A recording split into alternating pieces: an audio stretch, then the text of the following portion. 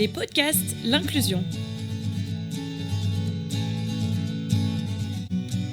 Bienvenue dans T-Learning, le podcast qui accompagne les travailleurs indépendants handicapés, les TIH, dans leur parcours entrepreneurial.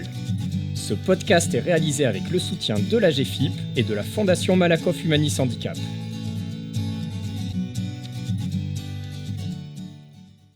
Chers entrepreneurs et TIH expérimentés, dans ce module du programme T-Learning, nous vous proposons des conseils pour vous adapter à vos contraintes de santé et ou à des restrictions de capacité. Ce module a pour objectif de répondre à deux types de profils. À la fois à celles et ceux qui n'ont jamais analysé la situation ni mobilisé de solutions pour y répondre, et aussi à celles et ceux qui ont déjà abordé le sujet mais qui ont besoin d'activer des dispositifs différents ou complémentaires. L'enjeu de ce module est de vous inciter et de vous aider à anticiper au regard des risques auxquels vous êtes exposés. Parce que comme tout entrepreneur, vous avez une grande force mentale, mais vous n'êtes malheureusement pas invulnérable. Nous allons structurer ce module en 3 parties. Premièrement, définition, acteurs et liens avec d'autres sujets et d'autres modules. Deuxièmement, la caractérisation des restrictions de capacité. Et troisième partie, les conséquences de vos restrictions de capacité sur vos activités professionnelles. Première partie donc, définition, acteurs et sujets liés. En termes de définition, dans ces deux modules, nous allons évoquer des notions d'incapacité et d'invalidité qui sont définies par des textes que vous pouvez trouver notamment grâce au site servicepublic.fr.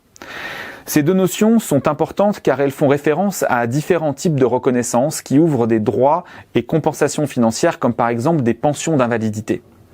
Les acteurs principaux dans ce domaine sont la sécurité sociale, les MDPH, CDAPH ou les organismes de prévoyance. Et nous vous invitons à vous rapprocher d'eux pour plus d'informations ou pour entamer des démarches.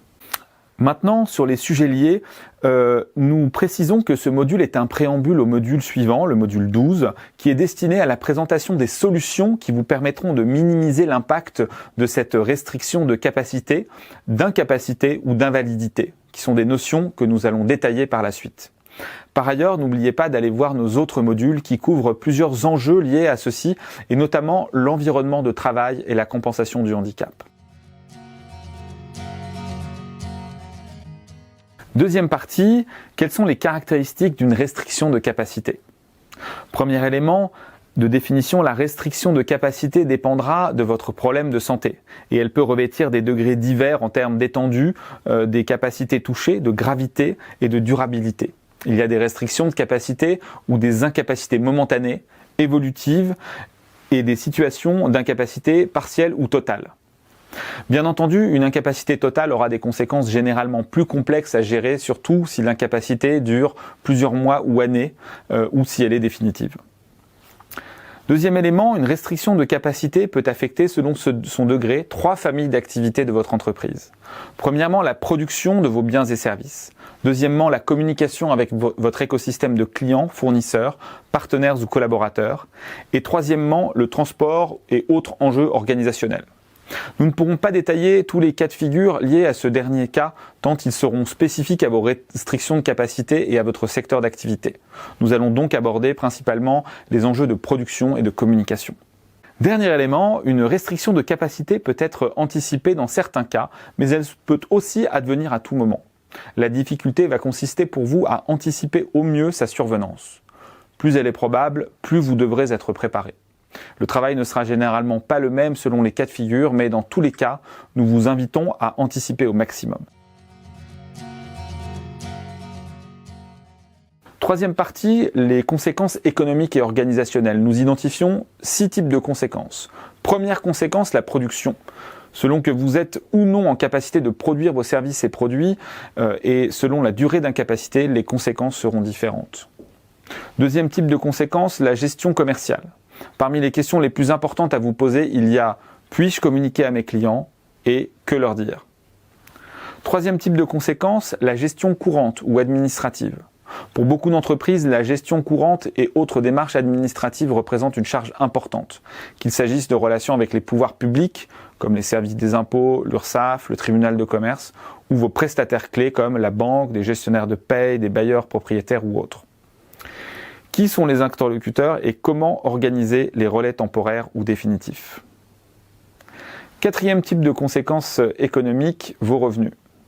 Comme beaucoup d'entrepreneurs, si vous ne travaillez pas, vous pourriez être en difficulté pour maintenir vos revenus. Quelles sont les solutions pour vous protéger ? Cinquième type de conséquence, le relais managérial.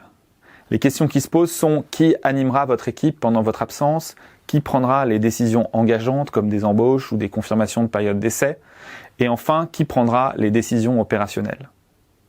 Sixième type de conséquence, les relations aux financeurs. Si votre incapacité peut durer suffisamment longtemps pour perturber les relations à vos financeurs, que devrez-vous faire pour les rassurer suffisamment et éviter les crises de financement évitables ?